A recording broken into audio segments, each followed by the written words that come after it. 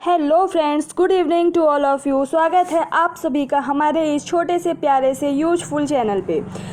हमने कल मध्य प्रदेश पटवारी की जो नई वैकेंसी आई है और उसमें एक नया सिलेबस में एक नई चीज़ ऐड हुई है, सामान्य प्रबंधन। तो उसके लिए लोग बहुत परेशान हो रहे हैं और जो कोचिंग संस्थान हैं, चाहे वो ऑनलाइन हो चाहे वो ऑफलाइन हो, सभी लोग एकदम फुल बहती गंगा में हाथ धोने की कोशिश कर रहे हैं और लगभग 4,000 5,000 फ़ीस लेने की कोशिश कर रहे हैं बच्चों से, और बच्चे उसी प्रकार से दे भी रहे हैं। बट ये चीज़ समझने की ज़रूरत होगी कि जो 8 भागों में विभाजित किया गया है ये सिलेबस, लाइक मैथ्स और इंग्लिश, हिंदी और सामान्य प्रबंधन, जीएस और रीजनिंग और कंप्यूटर, एक और कौन सा छूट रहा है, साइंस, मतलब ऐसे करके 8 पार्ट्स हैं लगभग उसमें। तो बाकी चीज़ें तो कॉमन है, बस एक ही नया सिलेबस ऐड हुआ है, वो क्या है, सामान्य प्रबंधन। मतलब एक जो नई चीज़ देखने को मिल रही है, उसके लिए लोग इतने पैसे खर्च कर रहे हैं। बजाय ये कि आप अच्छे से पहले प्रॉपर ढूंढिए, यूट्यूब पे सर्च करिए कि मे बी कोई ऐसा हो जो अच्छे से पढ़ा रहा हो, सारी चीज़ें कवर करा रहा हो, आपको कहीं भी भटकने की ज़रूरत नहीं है। अगर आप इस वीडियो तक पहुँच गए हैं तो बहुत अच्छी जगह पहुँच गए हैं, क्योंकि सामान्य प्रबंधन में 25 क्वेश्चन अगर आएगा तो 22 प्लस कराने की रिस्पॉन्सिबिलिटी मेरी है। और कल से पहले सीरीज़ आ चुकी है, सीरीज़ मतलब कल पार्ट 1 कंप्लीट हो गया है और आज सेकंड पार्ट है। और ऐसे धीरे धीरे करके पूरा दिसंबर, कल से दिसंबर स्टार्ट हो जाएगा, तो 1 दिसंबर तक, पूरे दिसंबर तक, 31 दिसंबर तक हम तरह तरह के फैक्ट को पहले कलेक्ट करेंगे, नोट्स बनाएंगे और उसको प्रॉपर रिवाइज करेंगे। देन जनवरी से मूव करेंगे किसकी तरफ तो प्रीवियस ईयर के जितने भी क्वेश्चन आए थे सामान्य प्रबंधन से, अब चूंकि इन्होंने जो व्यापम ने नोटिफिकेशन जारी किया एमपी पटवारी का, तो उसमें इन्होंने कुछ ऐसा सिलेबस डिफाइन नहीं किया कि एग्जैक्ट क्या आने वाला है। तो हम इसको अनुमान वैसे ही लगा सकते हैं कि जैसे कि जो व्यापम के थ्रू सब ग्रुप 2 या फिर कोई भी ऐसा सामान्य प्रबंधन जिसमें सिलेबस ऐड था, उनके जो क्वेश्चंस आए थे और उनका जो सिलेबस डिफाइन था, उन्हीं के आधार पर हम ये सारी चीज़ें कर रहे हैं। तो उस पर आप निश्चिंत रहिए। अगर यहाँ पे आ गए हैं तो इसी पर रिलाय रहिए और आराम से डेली का डेली आप नोट्स बनाते जाओ और रिवाइज करते जाओ, और सब कुछ अच्छा होगा, बहुत अच्छे से होगा, धीरे धीरे होगा। ज़्यादा आपको टाइम भी देने की ज़रूरत नहीं है। लगभग 15 मिनट की मैं वीडियो बनाने की कोशिश करती हूँ कि 15 मिनट के अंदर ही हो जाए, ताकि आपको बर्डन ना रहे अदर सब्जेक्ट के लिए। और ये फैक्चुअल है, मतलब ऐसा कुछ नहीं कि आपको बहुत ज़्यादा कॉन्सेप्ट या बहुत ज़्यादा मैथ्स रीजनिंग जैसे आपको ट्रिकी होना पड़ेगा, ऐसा कुछ भी नहीं है, बहुत अच्छे से हो जाएगा सारी चीज़ें। तो स्टार्ट करते हैं। 20 फैक्ट तक हो गए थे, 21वां से स्टार्ट करते हैं। मानव संसाधन प्रबंधन का स्थान किसने लिया है? तो कार्मिक प्रबंधन ने। मानव संसाधन प्रबंधन का स्थान किसने लिया है? कार्मिक प्रबंधन ने। स्थायी पूंजी के प्रबंध से क्या आशय है? स्थायी पूंजी के प्रबंध से आशय पूंजी की, अरे इसमें तो आगे दिया ही नहीं है। स्थायी पूंजी के प्रबंध से आशय एक्चुअली ये है कि जो हम पूंजी लगाते हैं, अगर हम पूंजी, यहाँ पे शायद दिया नहीं हुआ है, पर जो हम पूंजी लगाते हैं किसी भी वस्तु के उत्पादन में या फिर किसी भी उद्योग में, हम जब पूंजी का अपना निवेश करते हैं तो वह पूंजी जब हम जितना हम लागत, मतलब जितनी भी लागत लगती है, तो वह हमें लाभ के रूप में वापस से हमारे पास है और उसी पूंजी को हम वापस से निवेश कर सके, तो एक तरीके से वह स्थायी पूंजी बनी रहती है। ठीक है। इन्वेंट्री प्रबंधन मुख्य रूप से क्या दर्शाता है? इन्वेंट्री प्रबंधन नया वर्ड है, इन्वेंट्री प्रबंधन। स्टॉक किए गए माल के आकार व प्रतिशत की विशिष्टता को इन्वेंट्री प्रबंधन दर्शाता है, कि कोई माल, मतलब कोई भी जो सामान है वो स्टॉक जो किया गया है, तो उसका आकार कितना, मतलब कितनी मात्रा में है वह सामान, और उसकी प्रतिशत, उसकी विशिष्टता को इन्वेंट्री प्रबंधन दर्शाता है। देन भारत में लेखा मानक एक किस विषय में व्याख्या करता है? तो लेखांकन नीतियों का प्रकटीकरण करता है। स्पष्टतः कार्य के लिए अयोग्य आवेदकों की छंटनी किस साक्षात्कार के माध्यम से की जाती है? छंटनी, प्रारंभिक साक्षात्कार, ये आप देख लेना। चयन प्रक्रिया का अंतिम चरण क्या होता है? तो प्रत्यादेश। चयन प्रक्रिया का, ये इंपॉर्टेंट लग रहा है, चयन प्रक्रिया का अंतिम चरण क्या है? प्रत्यादेश। चयन प्रक्रिया का अंतिम चरण है प्रत्यादेश। सर्वप्रथम किसने प्रबंध और प्रशासन में अंतर स्पष्ट किया? ओलिवर शेंडर। ये इंपॉर्टेंट है। सर्वप्रथम किसने प्रबंध और प्रशासन, प्रबंधन अलग है, प्रशासन अलग है, किसने स्पष्ट किया? तो ओलिवर शेंडन। ठीक है, किसने स्पष्ट किया? ओलिवर शेंडन ने। एक उपक्रम के मानवीय तत्वों को विकसित व प्रतिबंधित करने की प्रक्रिया क्या कहलाती है? मानव संसाधन प्रबंधन। एक उपक्रम के मानवीय तत्वों को विकसित एवं प्रतिबंधित करने की प्रक्रिया मानव संसाधन प्रबंधन कहलाता है। मानव संसाधन प्रबंधन प्रबंधन नीतियों, प्रक्रियाओं व कार्यवाहियों का एक विशिष्ट क्षेत्र है जिसके अंतर्गत एक कार्य संगठन में व्यक्तियों का प्रबंधन शामिल होता है। यह कथन किसका है? तो कैथ सूसन का है। तो कैथ सूसन जी क्या कहते हैं कि मानव संसाधन प्रबंधन प्रबंधन नीतियों, प्रक्रियाओं व कार्यवाहियों का एक विशिष्ट क्षेत्र है। कौन? मानव संसाधन प्रबंधन, जिसके अंतर्गत यानी मानव संसाधन प्रबंधन के अंतर्गत ही एक कार्य संगठन में व्यक्तियों का प्रबंध शामिल होता है। तिथि विशेष पर व्यवसाय की संपत्तियों एवं दायित्वों का प्रदर्शन करना। किसी तिथि विशेष पर व्यवसाय की संपत्तियों एवं उनकी दायित्वों का प्रदर्शन करना क्या कहलाता है? वित्तीय विवरण, है ना, कि उस वित्त की स्थिति क्या है उसका विवरण।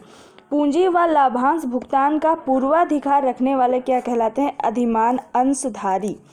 पूंजी व लाभांश भुगतान का पूर्वाधिकार, पहले से ही अधिकार रखने वाले क्या कहलाते हैं? अधिमान अंशधारी।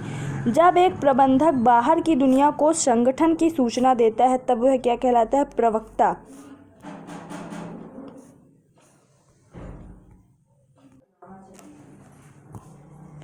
जब एक प्रबंधक बाहर की दुनिया को संगठन की सूचना देता है तब वह क्या कहलाता है? प्रवक्ता। यानी कि कोई प्रबंधक है वह बाहर की दुनिया को संगठन की सूचना, यानी कि जो अपना जो मैनेजमेंट देख रहा है उस संगठन की सूचना बाहर देता है तो वह क्या कहलाता है? प्रवक्ता कहलाता है। अभिप्रेरणा कितने प्रकार की होती है? बहुत इंपॉर्टेंट क्वेश्चन है। तो 2 प्रकार की होती है। कौन कौन सी? मौद्रिक व अमौद्रिक। तो अभिप्रेरणा कितने प्रकार की होती है? 2, एक मौद्रिक एक अमौद्रिक। अभिप्रेरणा को क्या बोलते हैं? मोटिवेशन। यानी मोटिवेशन 2 उद्देश्य पर आधारित होते हैं कि एक हमें मौद्रिक होती है यानी कि हम रुपयों से लेन देन से पर आधारित होती है मोटिवेशन, और एक अमौद्रिक होता है। किसी नियोक्ता द्वारा कर्मचारियों को बोनस देना कौन सी अभिप्रेरणा का भाग है? तो मौद्रिक, है ना। किसी नियोक्ता द्वारा कर्मचारियों को बोनस मिलेगा तो यानी मौद्रिक अभिप्रेरणा होगी। एक मिनट।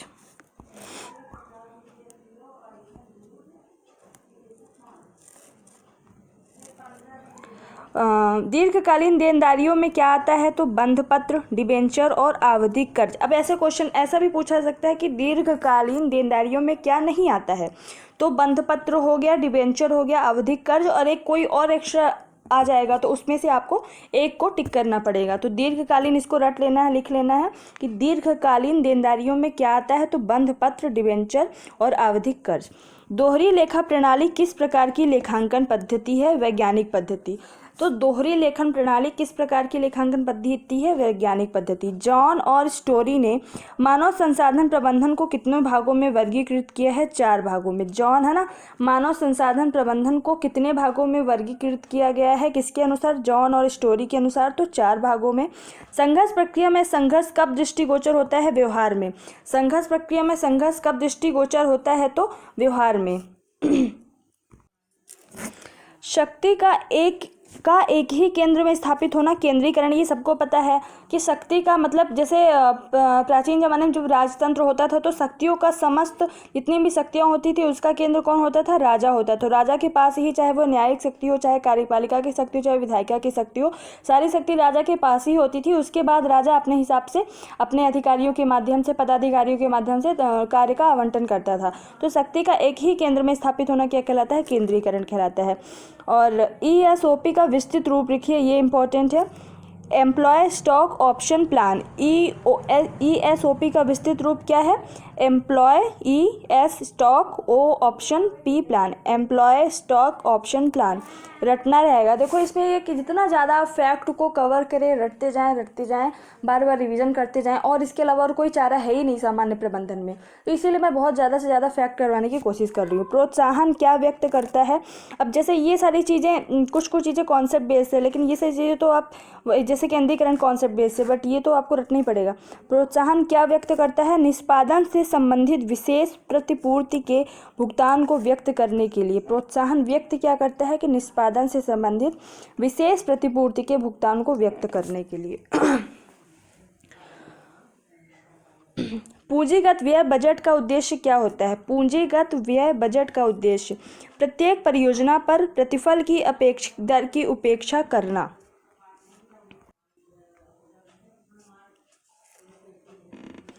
पूंजीगत व्यय बजट का उद्देश्य क्या होता है?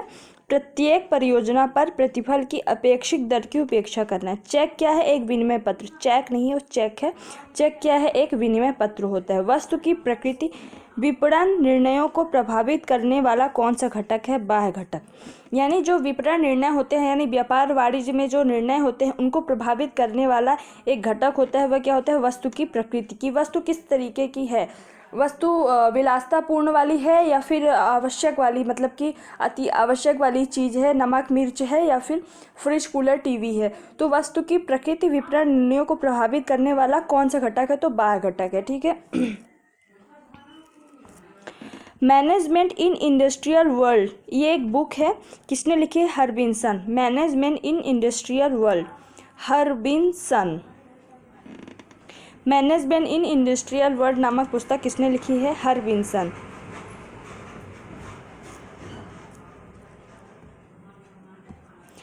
प्रबंध यह जानने की कला है कि क्या करना है तथा उसे करने का सर्वोत्तम एवं सुलभ तरीका क्या है। प्रबंध यह जानने की कला है कि क्या करना है। हाँ, क्योंकि जो मैनेजमेंट होता है, प्रबंधन होता है, उसमें यही रहता है कि वह एक इंसान जो प्रबंधक होता है वो किस तरीके से कोई भी कार्य बहुत अच्छे तरीके से कर पाए।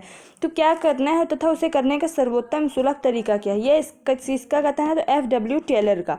अब इसको कैसे आप लिंक करके पढ़ोगे? जो टेलर होते हैं, जो हमारे कपड़े वगैरह सिलाई करते हैं टेलर, तो मशीन पे, तो वह मतलब उसको जानना उसकी एक कला है कि वह किस तरीके से सोचता है कि अगर हमने कोई सूट दिया सिलने को टेलर को, तो वह पहले प्रबंध करेगा कि किस तरीके से सूट को सिलना है और इस सूट को सिलने के लिए ऐसा कौन सा अच्छा या सर्वोत्तम या सुलभ तरीका होगा, है ना।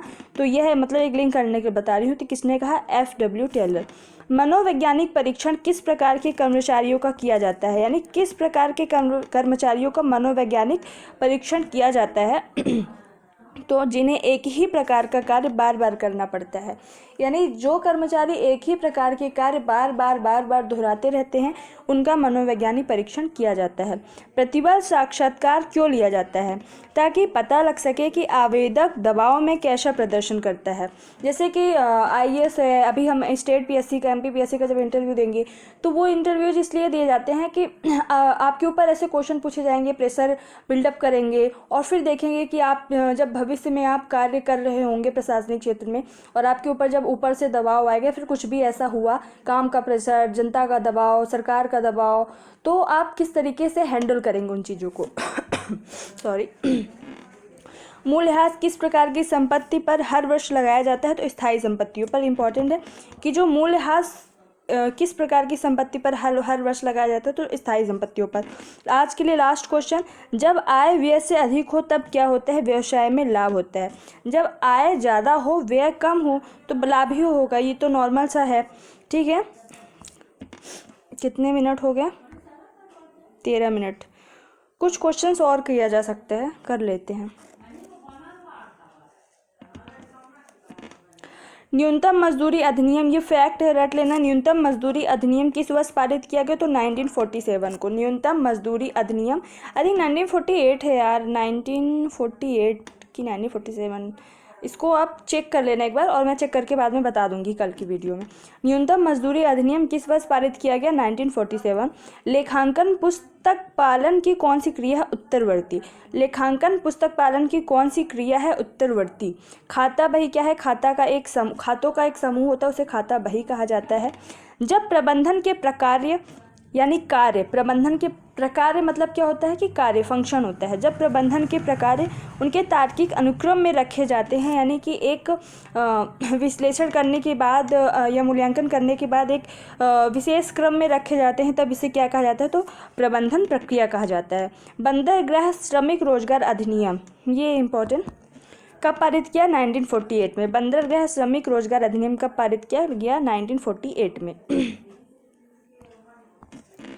कार्य संबंधी ज्ञान व कौशल विकास करना, कर्मचारियों की कार्य क्षमता में वृद्धि करना किसका उद्देश्य है? तो प्रशिक्षण का। बिल्कुल, हमारी ट्रेनिंग इसी वजह से होती है कि कोई भी कार्य, जिस कार्य के लिए कर्मचारी को भेजा जाना है, उसके ज्ञान एवं कौशल के विकास के लिए और कर्मचारियों की कार्य क्षमता में वृद्धि के लिए, है ना। तो इस उद्देश्य किसका होता है? प्रशिक्षण का।